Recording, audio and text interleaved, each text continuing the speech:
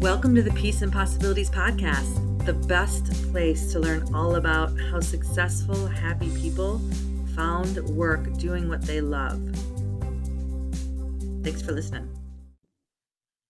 All right, so welcome everyone. Thank you for joining. I'm here today with David Tyreman. And let me just explain a little bit about how I learned about David. I was reading, as I've been launching this business over the last 8 months, I was reading about David's story in a book that I read called The Toilet Paper Entrepreneur. And I've been, over the last several months, just anything I can get my hands on, talking to entrepreneurs and hearing their stories about how they got to where they are today. I've been trying to basically digest anything I can. And I read about David's story in that book and thought, oh my gosh, it would be so cool to talk to him. And so I reached out, and just like, I don't know whoever knows about Maria Forleo that's listening to this podcast, but Marie Forleo's book I recently read called Everything is Figureoutable. And I only heard about her about a year ago, but she's always talking about how you can just figure anything out.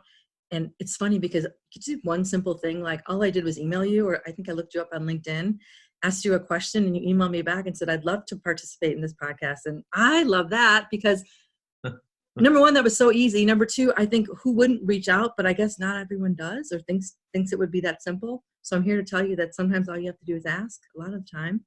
That's what I did. And that's why we're sitting here just a few weeks later. So thank you so much for joining me, David. I really appreciate it. You're so welcome. And with what you just said, that's what I've found is if you don't ask, the answer is definitely no, right? Mm-hmm. So. Yeah, for sure. You don't have it already, right? Thank you. So tell everyone about this. So if you want to, whatever you prefer, if you want to talk about the story that I'm talking about from that book, or if you prefer to shed it in a different light, that's fine. Tell everyone about what you do now and why your story was in that book, or why the journey kind of. Okay. So, I could easily talk for like 5 hours, so I'm going to make it as brief as I can. So I was looking at the type of questions you wanted to ask. And when I was a kid, there's two parts to it, and I think that's one of the reasons I was excited to talk with you. I come from England, and my family kind of conservative. I'm not. There was a lot of shoulds, like make sure you say your pleases and thank yous, pull your socks up, comb your hair, and all. That's kind of how it started really early, and I was learning. I just remember starting to realize, wow, there's all these rules. And I don't like it. And rules like, you have to do your homework, you have to go to school, you have to get a job when you finish school, you have to do all these things. And one of the things I discovered when I was very young is a excitement about entrepreneurialism without even knowing what that word meant. But I got involved in a school photograph and made a bunch of money. I took things to school and sold them. I got involved with helping raise money, and I found I really enjoyed it. So that was one kind of arm, but the other one was trying to do as I was told and do as I should, which was kind of following my dad's footsteps and becoming. He was a chartered surveyor. So I actually went to Sheffield Polytechnic, got a degree, became a chartered surveyor, got a job in London. And before I knew it, I realized this is absolutely not what I want. I hated it. Oh. I was miserable. I was like a 23-year-old cynic. And like in corporate England, I don't know what it's like in corporate America to work in it, but I would go in the morning to the men's room, and every stall would be filled with guys reading their newspapers and just taking as long away from the office as they could. And I was like, at first I was like, how ridiculous is that? But after a while, I'm like, I'll do anything to not be in that office. Oh my gosh. So right away, right when you started, you're like, I hate this. Right. Well, I was already having serious concerns before I started, but I landed a good job. And I was excited to go to London. I loved the whole thing about moving and being there, but I quickly realized corporate whatever isn't for me. Having a job wasn't for me. Wow. And so that's really, and that's something I don't often talk about. So I really appreciate you asking that question, because when you talk about regrets or what could you have done different, when I was doing my degree, I remember just the way they organized the classes All Mm-hmm. the people studying to be chartered surveyors were in the same building as people doing psychology. And a lot of the people on my course would literally mock the people doing psychology. But the truth is, I was really drawn to them. I found them to be much more interesting looking and seeming. And Mm-hmm. I use psychology in my work all the time. Sales and brand strategy is so much about psychology. Yep. Um, creating an emotional connection with your market, with your audience, is all about psychology. So if I'd had the courage to do what I wanted, I would have studied psychology and probably business, and started my own business sooner, even though I started relatively young. I started my business when I was 24. Okay. But that so it's kind of like when we're young, we don't know for sure. We're trying to get in touch with our feelings. We're trying to get in touch with our gut instincts, Mm-hmm. and so it is difficult because we're on information overload. But especially with the benefit of hindsight, looking back, I realized that my passion was finding things that I could sell and selling them. It was a passion. So I remember one of the first times I got lost as a kid, they would have on a Thursday like a market, like because I was in a small town, and there was the fruit and vegetable stands and all sorts of different stands, and Mum would drag us through the market to buy all the groceries and things that we needed. Mm-hmm. And I always remember this one day, there was a guy selling pots and pans, and he was like, roll up, get your pots and pans. And I was mesmerized because it was a show. And even Yeah. though I'm like 5 years old or something, I don't need any pots and pans. He was like, you don't just get one frying pan, you don't just get 2 pans, ladies. And he's got some steak frying on a little burner, and there's a smell of the steak. And I was so mesmerized in the whole presentation. I'm like, I want to buy those pans. And then I realized I'd lost my mum. And that was a Oh, funny. huge nightmare. And my mum was really angry. But it's like, I was drawn to that exhibition, the excitement, the the kind of the drama of turning something kind of boring, a pan or a set of pans, into Yeah. something really that I, as a 5-year-old, I had to have, So, It's so funny that you were drawn to that energy at 5 years old, knowing that that was what he was selling, he cared about, and you noticed that instead of just like, you would have noticed if he said, come on up and get a pan, anyone want a pan or whatever he was selling, you wouldn't have cared, you would have turned the other way. But to draw on a 5-year-old, just goes to show you could be an adult and, oh, I'm talking to adults, so I'll say it this way, I'll be more conservative. It's like, no, people are drawn to that energy. right, At every age. You don't get older and wish people weren't passionate. right. No? I've got to tell you, this is a true story. I was 5 years old. We were in the car. There was my sister. I was in the back seat. My sister was to the left. I was in the middle. My younger brother was to the right. And it's before my other brother was even born. And because it's England, my dad was driving the car on the right, and my mum was on the left. And we drive past this lady pushing a baby in a pram, in a stroller. And my dad made it some just stupid comment. It was a Sunday. A comment like, what's she doing walking along without her husband? Just something really stupid. And I remember feeling like, oh, another rule. And I remember looking through the window and then looking as we drove past her.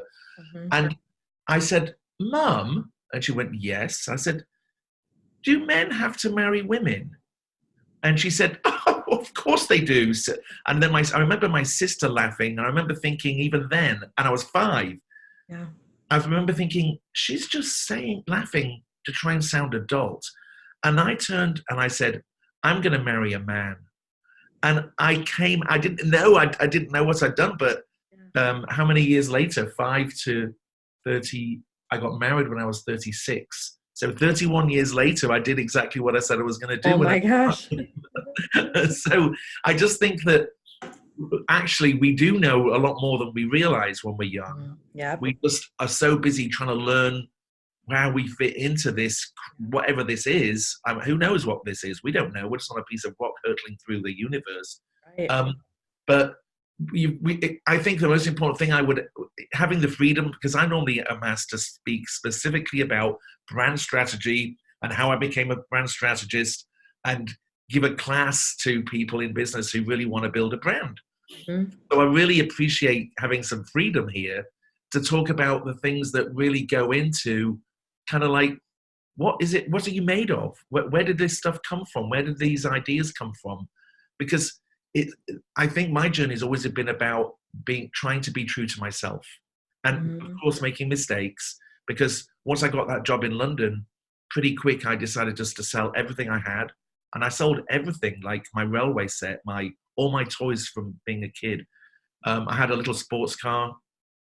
I sold that, and I just raised all the money I could to come to the States, and for one word, and that word was adventure. I needed to get out of this kind of prison I kind of built for myself of trying to follow the shoulds in life.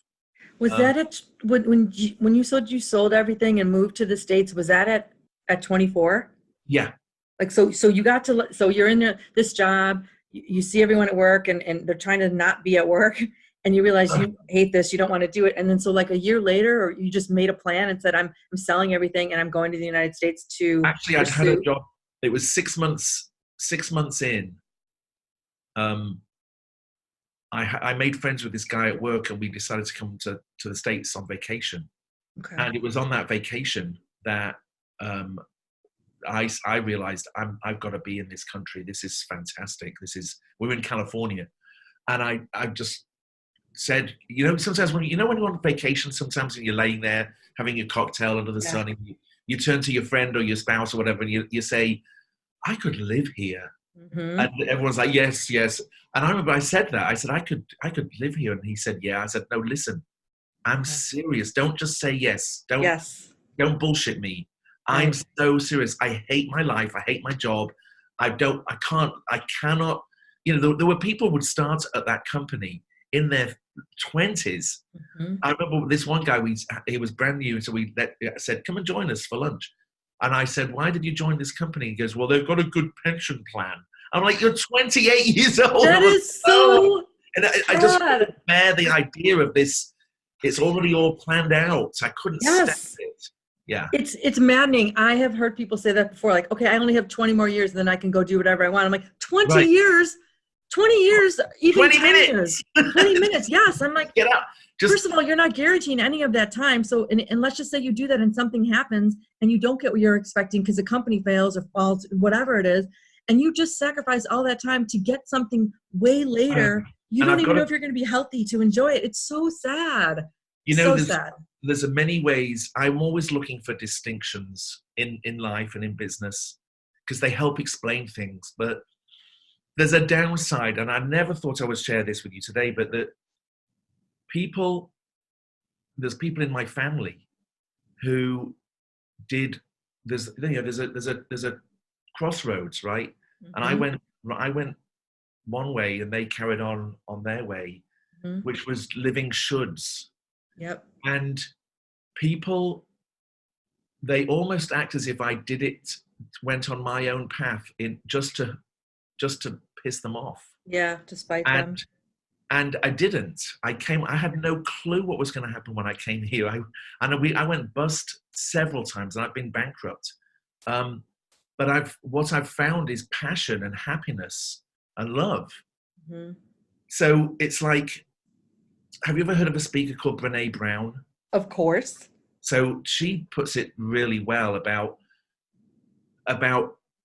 the only people that you can truly listen to are the ones who dare step into the arena that you've stepped into.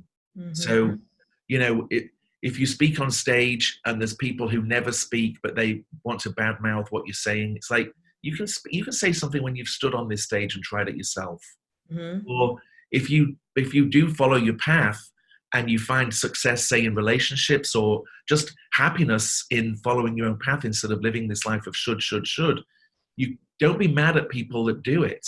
Don't be mad at people that take a risk and take a chance, because it wasn't this dastardly plan that I was like, it's all going to go exactly as I've written in this book. Nothing goes like that. Right. Nothing. You just knew you needed to not do that thing you were doing. You needed to do something else, and you couldn't really define it. It sounds like exactly. Yeah, you didn't want that other thing behind you. Like, that's ugly, that's bad, that's sad, whatever it is. I couldn't agree more. You can't ask. You say to people, what do you think? I'm going to do this. And if you're so excited to do it and they look at you and say, well, here's how it's not going to work. Well, they're not doing what you're doing. Why would Well, you even? actually, I started a podcast. We've only done one episode and we haven't even aired it yet, but I called it Harebrained Schemes. And then Oh, the fun. subtitle is that make $1 million or more, make millions of dollars. Because it's like, when you look at anyone you've ever read about and admired who's been successful, pretty much everybody says everyone told them it was a bad idea. I Yeah. mean, when I planned my business, let me tell you, everyone I knew, everyone in my family, all my friends, all my neighbors, I would even tell strangers, and they'd be like, "Don't do that. Doesn't sound like a good idea." Right. Everybody says it won't work because it's out of the norm of their experience. Yeah. They have nothing to, yeah. They've never seen it before. Yeah, and when Richard Branson went to his board, when he'd already created Virgin Records and he was hugely successful, and he ran the idea of starting Virgin Atlantic around everybody. But once again, everybody was like, no, we don't know travel. We don't know passengers. We don't know planes. We don't know Right. airports. We know vinyl. We know music. We know Right. stars. And he's like, okay, great. We're starting Monday. And then that's what happened. And he Yeah. created Look. Yeah. Virgin Atlantic. And It's it's, crazy. and so I really get excited by people who, despite the odds, because not everyone succeeds. And and sometimes you can look at someone who's successful and think, oh, well, it's all right for you, isn't it? No, it's not. Mhm.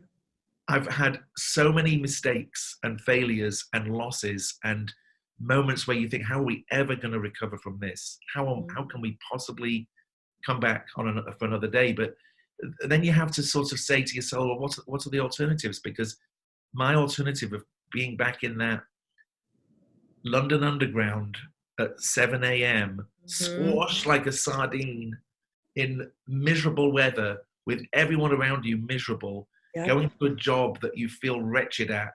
I Mhm. remember the strip lights with that little buzzing noise. I just remember I'd be so uncomfortable and check the time and it's only 8:30 a.m. and I'm like, I've got all Oh, day before I can get out of here. yeah. I can't live my life 5 days out of 7 like that. No, and a lot of people shouldn't, but don't know that there's anything else is possible. Yeah, Or like you said, should. I need to have a good job. I need to have insurance. I need to have right. security. I need to have that pension in 35 years. So Yeah, and sometimes I've had to take risks of not having all of those things. yes, I think, yeah, definitely have to take risks. Yeah. How did you come to, so that story that I read in Toilet Paper Entrepreneur, did you know Mike? How did that come about? That, and then Okay, so I'll tell my story. I know we're keeping the time tight, so yeah. my story is my big idea when I first decided to come to the States. I noticed a few antique stores and with stuff from Britain, and I saw the prices and I thought, wow, I know I can get those cheaper, because one of the things I started doing in England was I always enjoyed buying vintagey things, funky, Mm-hmm. unique things for my home.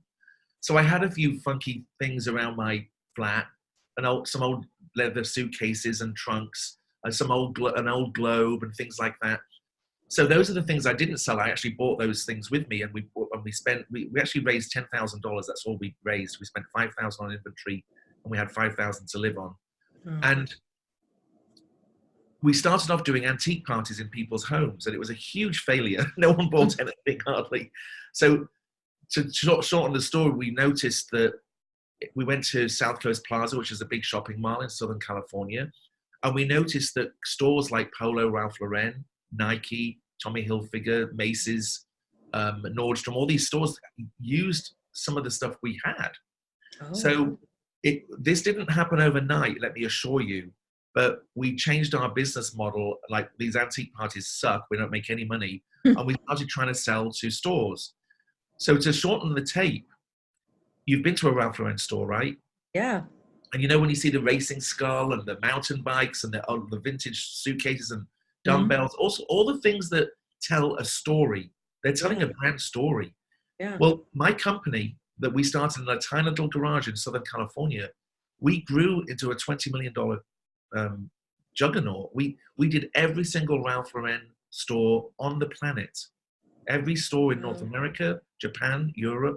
We did every Nike, every Tommy Hilfiger, every Old Navy, and what along the way, what happened is we realized we're not antique dealers. We're actually telling a brand story. We're Yeah. actually helping these brands. Wait, we don't have a brand. and we got the branding ourselves. And that's when I found the most joy, the most satisfaction building my own brand.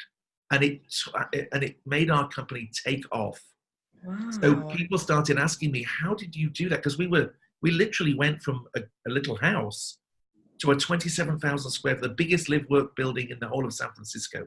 Yeah, so how did you, like, so you just started asking, you'd go to the Ralph Lauren store or call, I mean, this is years ago, right? So you call Ralph Lauren, you go on you can't go on a website back then and say, I'd like to try to put some of Yeah, my well, antique actually, I pieces. mean, we had started walking into stores. Okay, We got marched out of a lot of them. People were like, you cannot solicit in this right. store. But some of them were nice, and they'd give us people's numbers, and we started phoning. And I was committed to not going back to England, Yeah, having failed. I was very driven to not fail.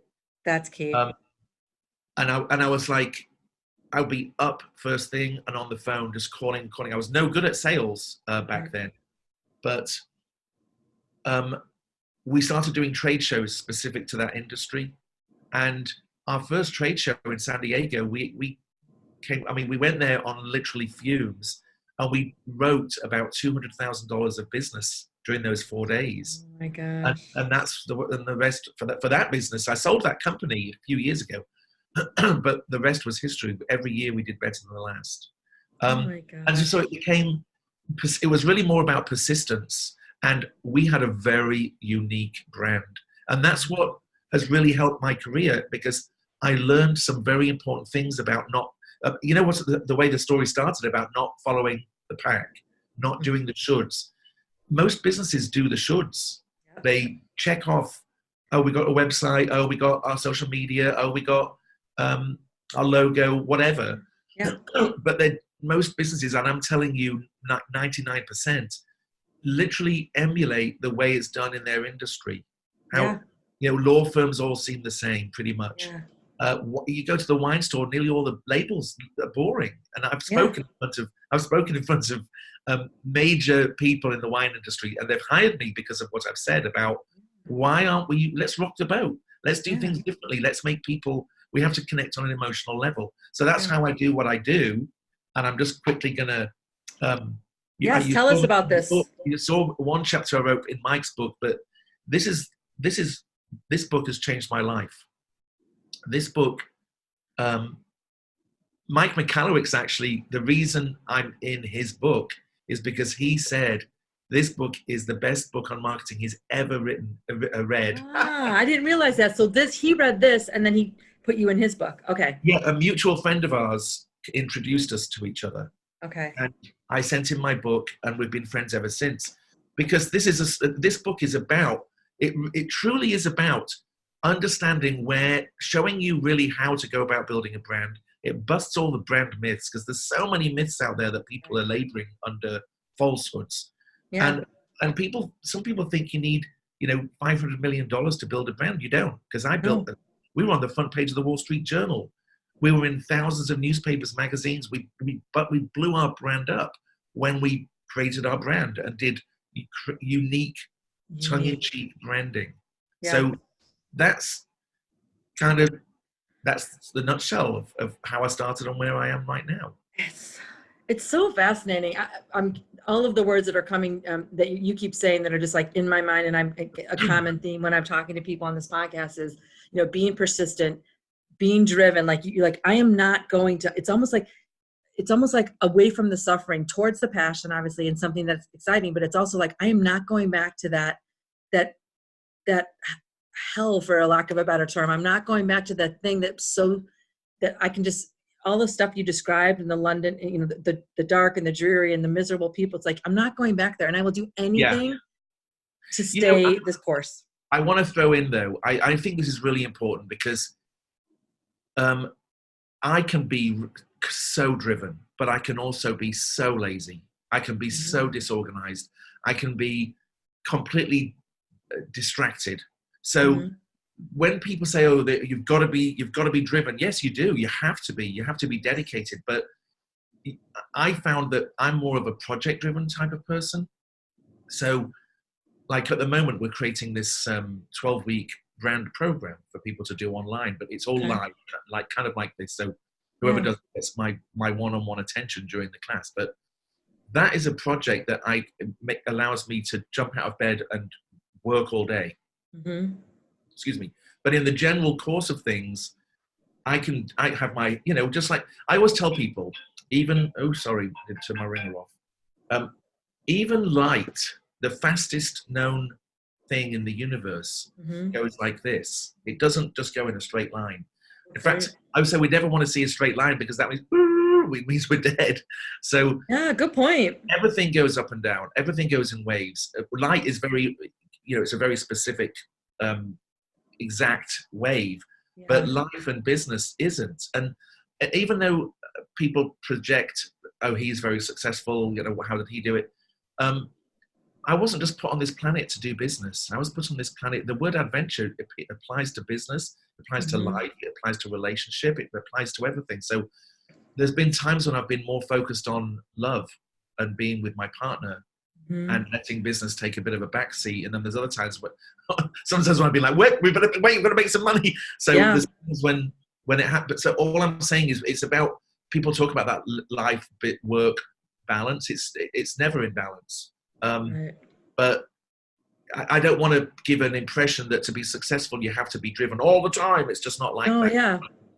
You just got to have that spirit of not quitting. I think that's the most important thing. I learned that very early. You only fail if you quit. Otherwise, you just keep on finding a better way of doing what you're trying to do. Yeah, that's the only way to guarantee it. Yeah, for sure. So one final question for you. Yeah. I love all these stories. It's awesome. Looking back at your life now, so 23 all the way till current time, what do you regret, or do you regret? So not just necessarily talking about regrets. What do you regret not doing sooner, or what do you wish you had learned a little earlier? It sounds like you learned a lot of good lessons really, really early. I think you're probably the exception, but what do you wish you had learned a little earlier, or done a little sooner? I wish. Okay, I've been married to my husband for 22 years now, and he's tough. He had a lot more street smarts than me. I had street smarts, but not like he does. Over the years, he's taught me how to really deal with things in real time. I wish I'd learned that a long time ago. Because the stuff I alluded to earlier with family and resentment and all this stuff, I wished I'd been able to realize and deal with it in real time. Because when people don't communicate much and emotions fester, it kind of becomes too late. They won't even talk about it. The other thing that I wished I'd learned sooner, I can go out now when I go on a business trip on my own. I can talk to anybody. I can make friends with anybody in a bar or a restaurant or a plane or wherever. So I never really feel lonely or uncomfortable. And I used to be so self-conscious. So I wish I'd learned, not, in a way, Theo, my partner, he's often like, you're being really British right now. And I'm like, you're right. So it's like, I wish I could have learned how to be a bit less uptight, a bit less British, as people say, because America this is why I love America. America is a new idea. America is, I'm not going to get into politics. It's not perfect. I'm not happy at the moment, but America is still America deep down. And it's a new idea about possibility. Britain is very stuck in the past in many ways with the class system and so many more shoulds there. So and we wouldn't have any of the cool things we have in America if everyone did the opposite of what you did, which was coming here and trying to get into a better place, trying to be happier and all these other things. And if everyone just did the shoulds, there wouldn't even be in America, because everyone would have said, no one would have come out here for an adventure, for the unknown. Yes. The possibilities. I'm so glad you said that, because that's the name of the podcast, Peace and Possibilities, because really what I want to create is having that, telling everyone it is possible. You have to keep going for it. You can't quit. You have to be persistent. Yes, you have to be driven. I'll tell you something. The tools we have available today, you can build a business in your bedroom and have world coverage. the best advice I could give anybody who's got a business entrepreneurial bent, get over your need to be perfect or have it all done and finished. Start doing YouTube videos. Get clear about who you want to work with, who you've got value for, and start looking at what are the questions they're asking in Google, what are the searches they're doing on YouTube, and start answering those questions and giving them value and selling what you have, whether it's products or service. There are so many tools today that make it, you can do all the things I had to get off my butt and go walking through South Coast Plaza and get thrown out of stores. You can do it right from you can actually build a reputation right here. And I've got a cheap chalkboard behind me. I got it from Home Depot. I made it myself. I've got my studio set up here in my spare bedroom in our home. And I can reach out. From here, I got picked to do a big keynote speech in Chicago. No, sorry, it was in Napa. But Gallo, E J Gallo, the biggest wine company in America, I think on the planet now. As soon as I stepped off stage, they hired me, flew me to Chicago to work with all of their top people. So and I've built that reputation from right here, from right at this desk. You can do anything, business is a team sport. Life is a team sport. Ask people like you did of asking me to chat with you today. Ask people for help, but don't be beggars. Ask people, interview people. It's the best way you can get experts to give you free advice to get to interview them. It's the truth. It's a very smart move. And like you said, it's so easy. This podcast idea of mine was not even part of what I was going to do for my business. It was just like, oh, I love having conversations with people. I love hearing the stories that you're telling me. I know probably other people will, and I've already proved that. But this was just a side idea. This was in addition to all the other things I'm building the last 6 months. I'm going to do this. I did the same thing. I read a book. I heard a story. I reached out, and the first person I interviewed was a guy who started a winery. So this wine is a funny common theme for me and you, it sounds.